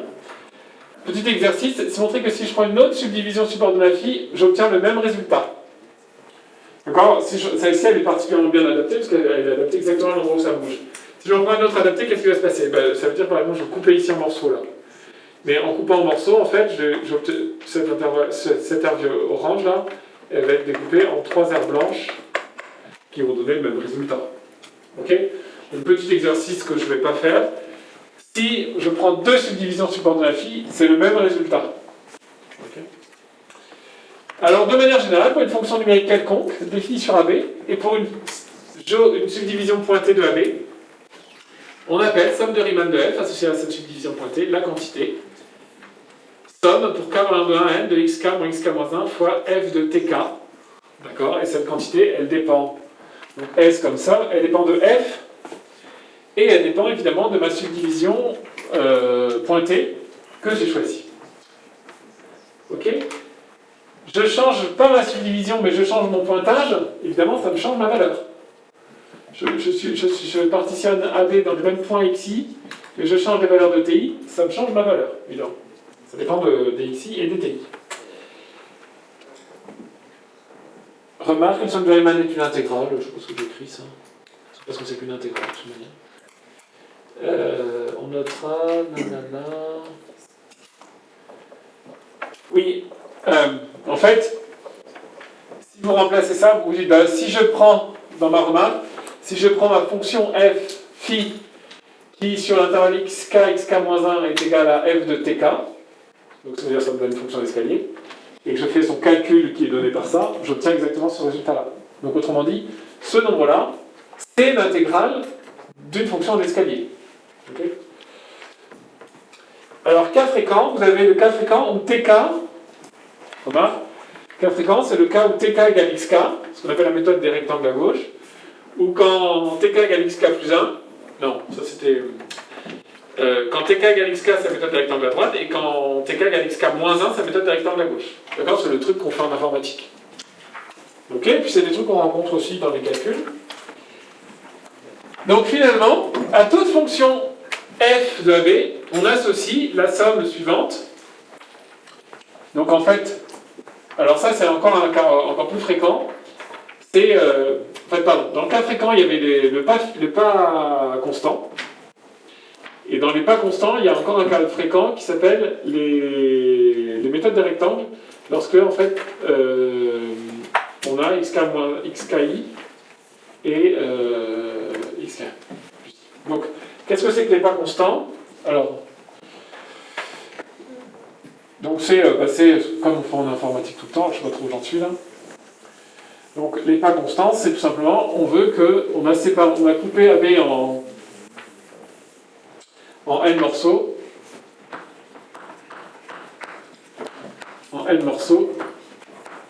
D'accord? Donc chaque morceau a une taille, longueur de même taille. Chaque morceau a une longueur égale à b moins a sur n. D'accord? Chaque morceau a une longueur égale à b moins a sur n. Ok? Donc à ce moment-là, on va avoir x0 égale a, x1 égale a plus cette longueur-là, on va l'appeler L de référence, L. x2 égale a plus L, encore, donc a plus 2L, etc. xk égale a plus kl, etc. Et donc xn égale a plus nl, normalement c'est égal à E. Donc on va remplacer par leur valeur, hein. Donc c'est a plus k sur n b moins a, donc ici ça fait b. D'accord? Si k égale n, ça fait a plus b moins a, ça fait b. Ok, donc ça c'est super classique. Et donc vous allez avoir la subdivision pointée ici, la somme de Riemann qui va être égale à la somme pour k variant de 1 à n de xk plus 1 moins xk multiplié par f de xk par exemple, donc ça c'est rectangle à gauche, à droite. Donc ça nous donne quoi? La somme pour k variant de 1 à n. Donc xk plus 1 moins xk, bah, ça vaut toujours L, qui est constante en k, donc je le sors, donc ça fait b moins a sur n. D'accord? Fois f de xk, donc c'est-à-dire a plus k fois b moins a sur n. Ok? C'est super classique parce qu'en fait, très souvent, on arrive au problème inverse qui est de dire on vous donne une somme comme ça et c'est à vous de reconnaître la somme de Riemann et donc d'en déduire que la limite va être égale à une intégrale que vous savez calculer par ailleurs. Ok, donc, par pitié, il faut absolument savoir la retrouver, quoi. Ok? Vous n'en prenez même pas par cœur, vous. Il faut la retrouver. Donc si je prends la fonction f qui est une fonction constante, égale à x, si f égale x, donc on va voir ici, alors, Sn de f, donc ça c'est Sn de f, qui va être égal à b moins a sur n multiplié par la somme pour k variant de 1 à n de a égale ici 0, b égale 1, donc ça fait 1 sur n, donc de 0 plus k sur n fois 1. D'accord? Parce que et c'est x. Donc ça me donne quoi? Ça me donne 1 sur n carré multiplié par la somme pour k variant de 1 à n de k. Donc ça fait 1 sur n carré multiplié par n plus 1 sur 2 Et ça tend, quand n pour la puissance finie, attention, vers 1,5. Ce qui correspond bien à l'aire qu'on imaginait trouver entre 0 et 1 pour la fonction y égale x. Ok? Et Rn de f, donc, si vous voulez vous amuser, vous allez avoir que Rn de f, lui, va être égal à n-1 sur 2n carré. Qui tend aussi vers l'arrondi.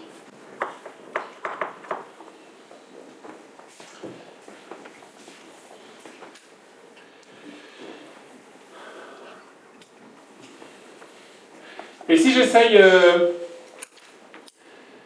non pas avec f de x égale x, mais f de x égale x puissance 3 par exemple, je prends f égale f de x égale x puissance 3, qu'est-ce que je... Pareil sur AB, sur 0,1, ou sur 0,1, sur AB, sur 0,1. Donc qu'est-ce qu'on va obtenir pour Sn de f?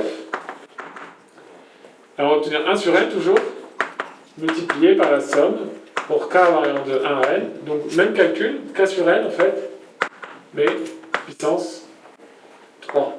Là vous avez f. Donc ça nous donne 1 sur n4 multiplié par la somme des k cubes. Alors qu'est-ce que ça vaut la somme des k au cube? C'est la somme des k au carré. Oui, donc ça fait n plus 1 sur 2 au carré. Donc ça fait n carré, n plus 1 carré sur 4, n4. Et ça tend, quand n tend vers plus infini, vers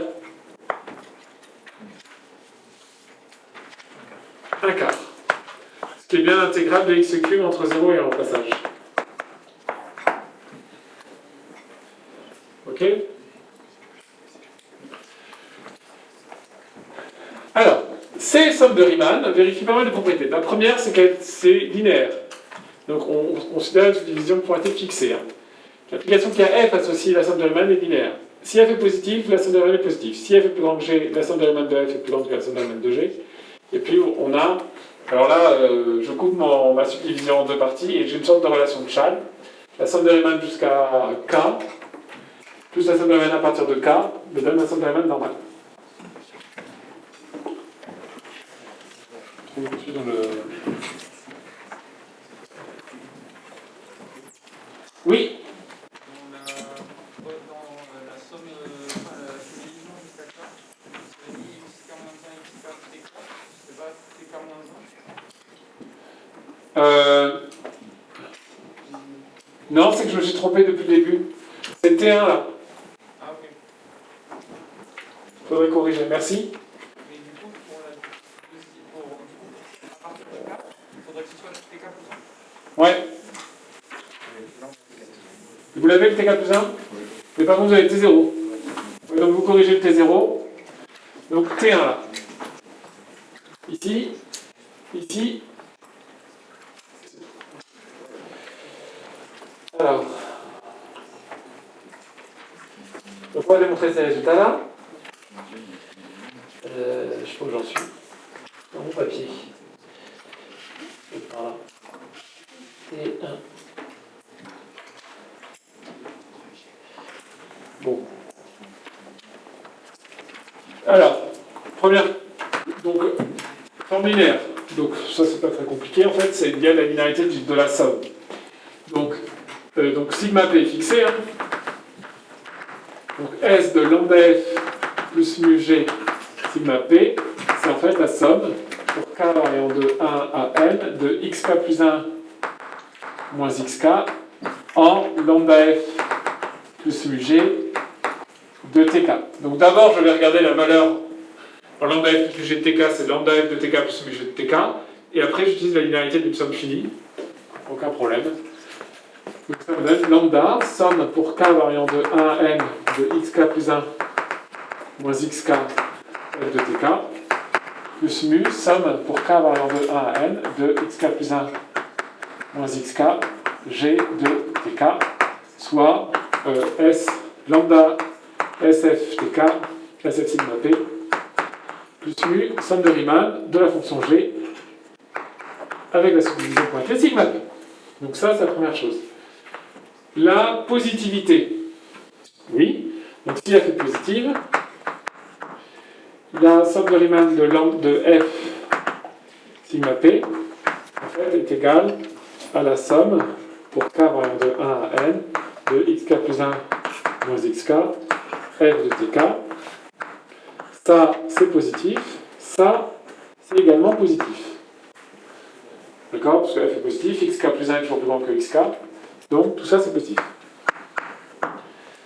Alors ensuite, avec la linéarité, donc si f est plus grand que g, vous allez avoir f moins g qui est positif, s de f moins g sigma k, sigma p, qui va être positif, et qui va être égal par linéarité à sf sigma p moins sf moins sg sigma p. Et donc vous avez que la somme de Riemann pour f avec la subdivision pointée sigma p est plus grande que la somme de Riemann pour g avec la subdivision pointée sigma p. Est-ce que ça vous rappelle quelque chose, ça? Un peu de choses près, on a fait les mêmes démonstrations la semaine dernière avec espérance. Espérance est positif, espérance de lambda f plus mu g égale lambda f, espérance de f machin, espérance est croissante, etc. C'est normal, en fait, l'espérance ou l'intégrale, c'est un peu le même genre de calcul, c'est les mêmes propriétés. Au point où on peut dire que l'intégrale, c'est une espérance de variable aléatoire. Alors, la relation de Chasles, pour finir. Donc, bah, c'est ma somme que je coupe en deux, en fait, tout simplement. Donc, SF sigma P, c'est la somme pour K variant de 1. Ah, mais je vais mettre un K. Donc, pour I variant de 1 à N de XI plus 1. Non, comment j'écris? Mais qu'est-ce que j'ai fait? Ça ne vous a pas choqué? C'est XK moins 1. Ça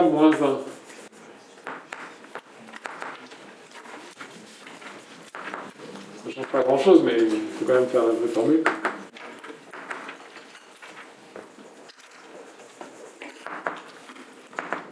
Voilà, donc j'ai corrigé à 3 endroits. 4. Ici, ici, ici et ici.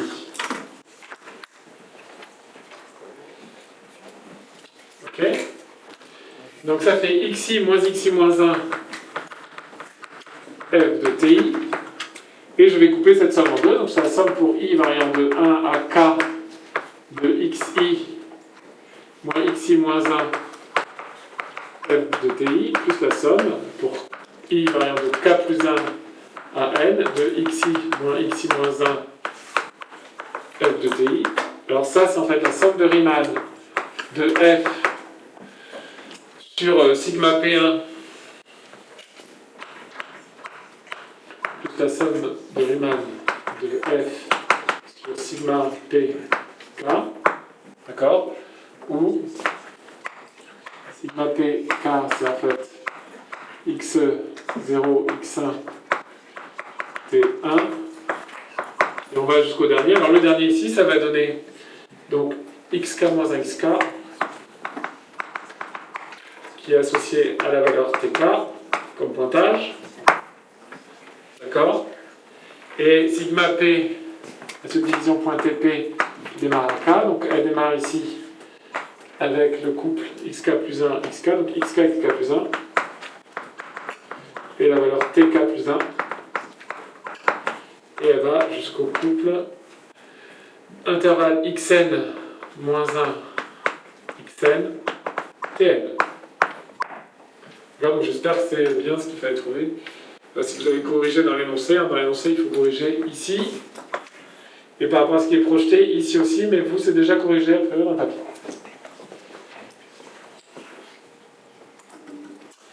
Ok, alors, des questions sur ce calcul-là? Alors on va continuer comme ça. Tac. Alors ça coupe un petit peu le cours de demain, de dire comment est-ce qu'on fait les mains, comment on fait cause stock et les mettre vraiment en comparaison. Là, en commençant maintenant, on ne va pas les mettre tous les deux dans la même séance, on va faire sur deux séances différentes. Mais on est parti pour Riemann et puis demain on regarde comment on pourrait faire pour course stock si vous voulez. Bon, ça coupe un peu son élan, mais ça me permet de continuer un petit peu mon truc parce que j'ai quand même pas mal d'ambition pour demain. Alors, donc qu'est-ce que c'est que la somme de Riemann de f associée à t? Par exemple, l'intégrale d'une fonction, pardon. Alors, soit f est une fonction numérique définie sur le segment AB. La fonction est dite intégrable sur AB au sens de Riemann, ou R intégrable, si en fait, il va exister un nombre S, tel que, en fait, à partir d'un certain moment, d'accord, à partir d'un certain moment qui est lié à une certaine jauge delta prime, donc pour tout epsilon, à partir d'un certain moment, dès qu'on a une subdivision qui est delta fine, constante, le calcul de la somme de Riemann associée à cette subdivision pointée, c'est des sigma p que vous avez là ou de p? Mais là c'est sigma p, normalement c'est celle-là. Pourquoi je peux corriger ça?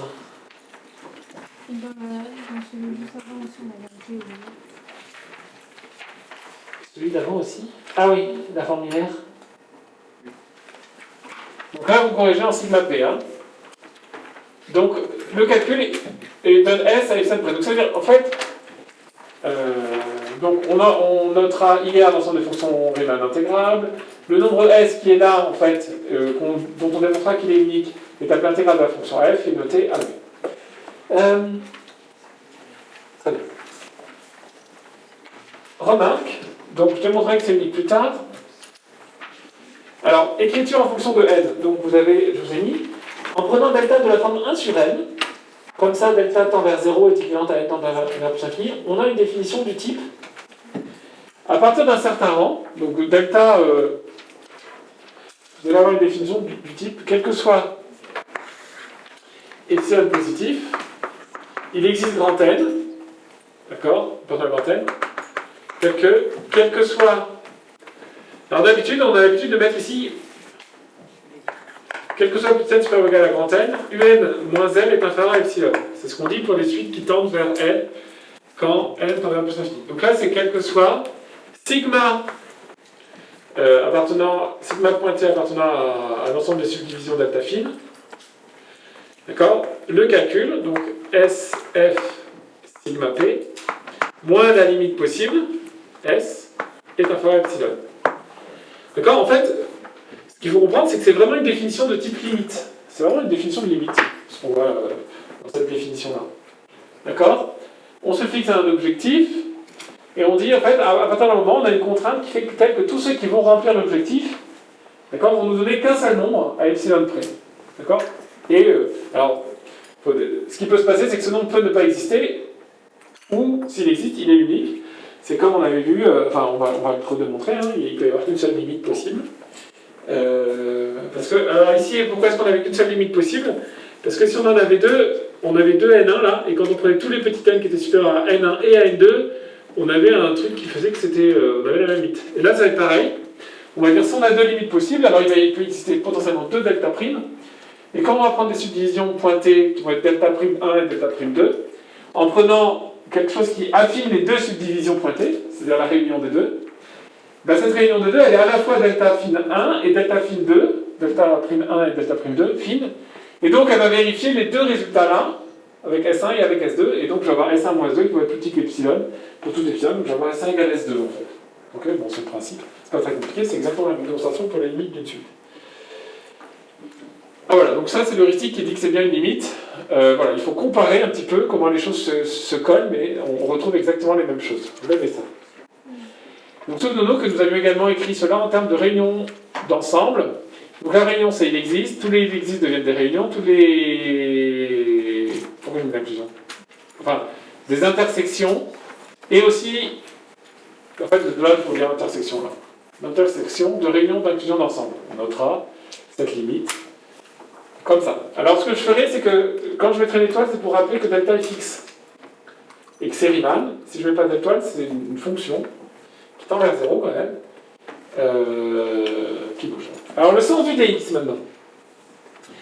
Donc si l'intégrale de f de x dx c'est la limite quand x tend vers 0, la limite quand n tend vers plus infini de la somme pour k allant de 0n de f de xk, f de tk, xk plus 1 moins xk. Alors en fait, on voit que, si vous voulez, d'une certaine façon, la somme, c'est la limite, c'est le symbole intégral, là, d'ailleurs, c'est Leibniz qui écrivait des S et puis qui sont devenus de grands S. F de tk, bah, c'est f de t, enfin c'est f de x, et il y a le xk plus 1 moins xk, lui, qui a sa limite aussi quand n tend vers plus infini, donc ça devient un truc infinitésimal, en fait, entre xk plus 1 xk, et c'est le dx qui est là pour prendre cette valeur. Donc d'une certaine façon, le dx, c'est la limite de xk plus 1 moins xk. En particulier, c'est homogène. Ok, à une longueur. Enfin, si c'est la longueur qui fait la différence entre x. Donc en fait, le dx, il n'est pas juste là, en chapitre 6, là, on a dit, bon, il est là pour nous rappeler que notre variable c'est x, mais en fait, il n'est pas là que pour ça. Et d'ailleurs, on voit bien que quand on fait le changement de variable, dans une intégrale, dx intervient, il y a quelque chose qui se passe au niveau du dx. Donc on ne peut pas dire qu'il est là que pour rappeler la variable. Il n'y aurait rien. Okay, il est là en fait pour rappeler que j'ai xk plus 1 moins xk qui bouge. Si vous voulez, si vous revenez sur le changement de variable, on reviendra dessus, en TD justement. Si vous venez sur le changement de variable, tiens, je vais changer de variable, qu'est-ce qui va se passer au niveau des xk plus 1 moins xk? Vous allez avoir des fonctions là qui vont apparaître.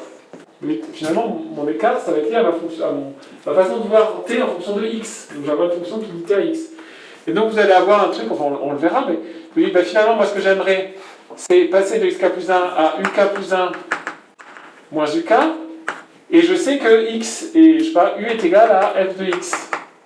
Alors comment est-ce que je peux arriver? Ben, vous avez un super théorème qui vous dit, ben, u de k plus 1 moins u de k, c'est en fait, à quelque chose près, f' de x, facteur de xk plus 1 moins xk, f' de xk, facteur de xk plus 1 moins xk, c'est l'inégalité de la constante finie, l'égalité de la constante finie. Qui vous explique pourquoi vous avez ce f' qui sort, en fait, au niveau des sommes de Riemann. Ok? Bon, on reviendra là-dessus jeudi prochain.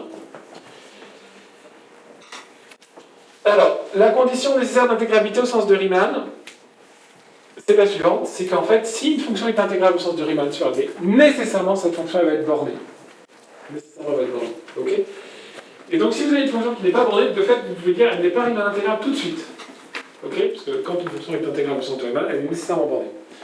Ok, alors pourquoi c'est une faiblesse? Parce qu'en fait, il existera, on verra, des fonctions qui sont intégrables au sens de Courant-Einstein, mais qui ne sont pas bornées. Et même d'ailleurs, on verra des fonctions dans le cours de prolongement sur des intervalles ouverts. On a envie d'aller chercher la fonction 1 sur x, par exemple, à 1 sur x carré, disons. Ok, donc ici, en fait, c'est un résultat intéressant, c'est une condition nécessaire, mais en fait, qu'il faut voir comme une faiblesse. Alors, pourquoi est-ce que toute fonction... Bon, je n'ai pas du tout filmer ce qu'il fallait filmer. Pourquoi est-ce que toute fonction intégrable au sens de Riemann est bornée? Ben, on va écrire le résultat, hein. On va écrire le calcul. Une démonstration.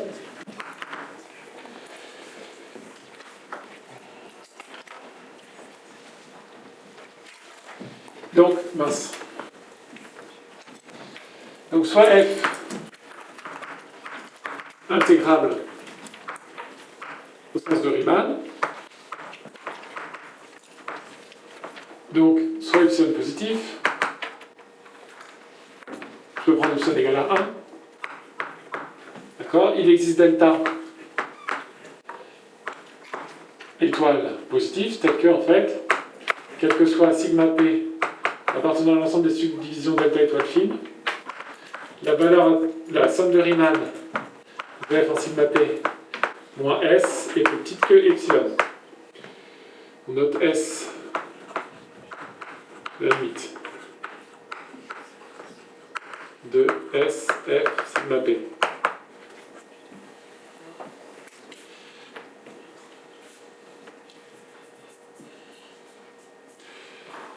Donc ça veut dire quoi ça? Ça veut dire que quel que soit sigma p, sigma p, donc pour l'instant je vais rester comme ça, appartenant à l'ensemble des subdivisions delta étoile fine, on va avoir la somme de Riemann sigma p qui va être comprise entre epsilon plus s et epsilon moins s. Et alors cette somme de Riemann, c'est en fait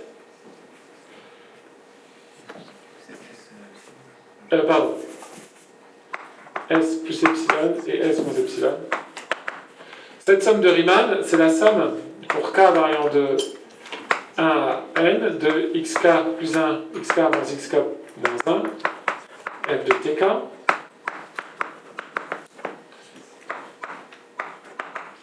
Donc où sigma p ici, c'est en fait xk, x0, enfin c'est xk moins 1, xk tk pour k inférieur ou égal à n. Et ce qu'on sait, c'est que xk plus 1 moins xk est inférieure à delta, puisqu'elle est delta fine.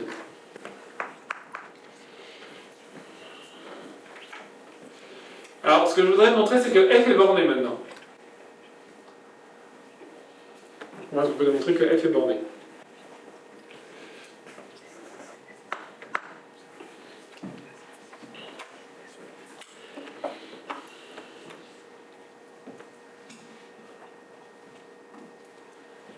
Donc on va prendre un nombre t quelconque.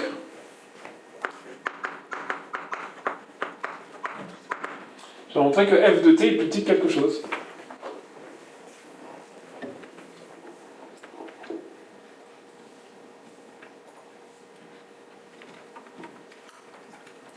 Ou bien je fais un raisonnement par l'absurde. Le TK, en fait, les TK, qu'est-ce que vous en pensez en termes de liberté sur les TK ici? Est-ce qu'il y a beaucoup d'exigences sur les TK? Il n'y a aucune exigence sur les TK.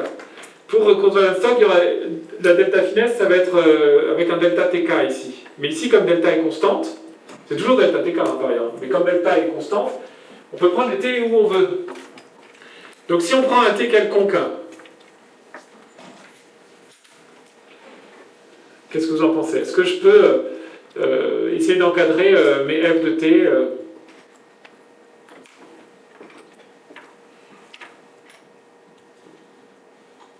Oui. Alors comment est-ce que je vais faire ça?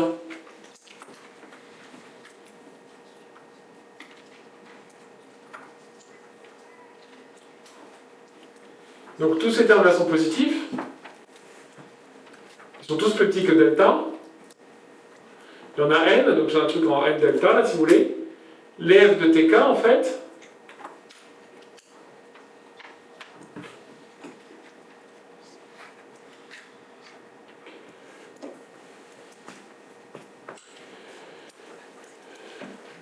donc je prends mon t quelque part entre A et B. Donc il est là. Je vais couper à l'intervalle delta près. Ok? Donc le t, ce que je peux faire, c'est que je peux prendre une subdivision, c'est vrai pour n'importe quelle subdivision, je peux prendre une subdivision dans laquelle, en fait, j'ai pris t comme point de page. Oui? Voilà. Donc ce que je peux prendre, c'est de prendre, j'ai qu'à prendre une subdivision à pas fixe, en fait. Delta étoile. Donc je prends x0 égale a, x1, enfin xk égale a plus delta étoile plus k delta étoile, d'accord, etc. xn égale, comme la même que la dernière fois, xn égale a plus n delta étoile et xn plus 1 égale b, et je vais prendre n, c'est la partie entière de b moins a sur delta étoile. D'accord, donc cette subdivision-là, elle est delta étoile fine. Parce que c'est indépendant. Pour Riemann, c'est indépendant du pointage en fait. Ça doit marcher pour n'importe quel point qu'on prend dans la subdivision. Donc, il existe K, il existe I appartenant à 0, à 1, n plus 1, tel que T appartient à l'intervalle xi, xi moins 1, xi. Ok? Ça marche? Et puis je vais prendre sigma p égale la subdivision pointée x0, x1, t0, etc. Je vais aller à celle d'avant, donc xi moins 2, xi moins 1, ti moins 2, parce que je suis parti à faire comme ça. Puis après là je vais prendre xi moins 1, xi, t. D'accord? Le t en question. D'accord? Et puis je continue. Les autres s'en fichent. Xn plus 1, xn. D'accord? Cette subdivision pointée là, sigma p, appartient bien à l'ensemble des subdivisions fines à delta étoile près, parce que la différence entre les deux, c'est delta étoile. Alors, Théo. Du coup, c'était Je les ai pris dans l'autre sens. Je les ai pris au démarrage, là, les pointages. Non, ça marche pas, ça? Ah oui, pardon, là, c'est x0 qu'il faut lire. x moins 1, voilà. Ok?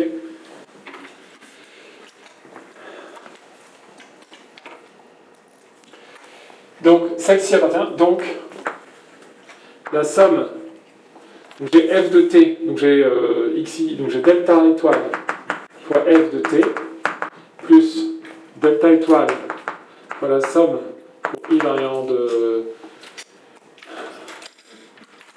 f de xi pour i variant de 0 à n et i différent de i moins, pour j variant de 0 à n de xj pour j différent de i moins 1. D'accord, ce truc-là est plus petit que s plus epsilon. Bon, j'abuse un petit peu parce que normalement, j'ai pas un delta étoile. Pour le dernier intervalle n'a pas une taille qui vaut delta étoile. Donc, si vous voulez, pour faire proprement les choses, en fait, là, il y a un n-1, et ici, il y a un xn moins xn-1, f de xn. Voilà, ça, c'est juste. D'accord? Bon, bah, je renvoie tout de l'autre côté, j'ai f de t qui est borné. F de t. Et là, c'est plus grand que s moins epsilon. F de t est comprise entre, donc vous faites votre calcul, hein, truc sur delta étoile, s plus epsilon moins ça, et ici s moins epsilon moins ça sur delta étoile. Ok? Ça c'est vrai pour tout t, donc f est bon. Ok. Donc ça c'est fait, alors juste, je reviendrai sur... Alors, application, cette fonction-là, elle n'est pas bornée. Donc elle n'est pas intégrale au sens de Riemann. C'est tout. Alors, je reviendrai là-dessus demain. Alors, si je reprends l'autre, pour Maxence.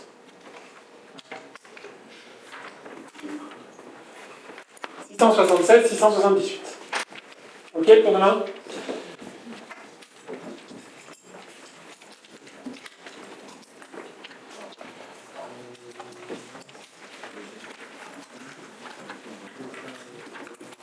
Oui, Lucie. Dans la démonstration, du coup, le epsilon égal à 1, Ah oui, t'as raison.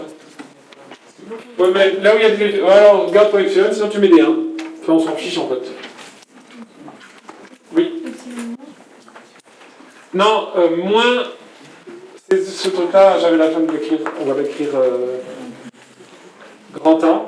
Donc moins grand A et moins grand A ici. Voilà. Ok.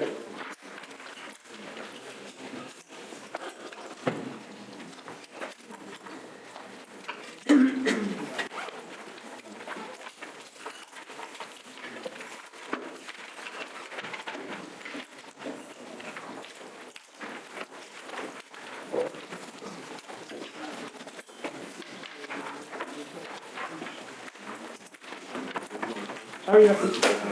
Non, c'est normal.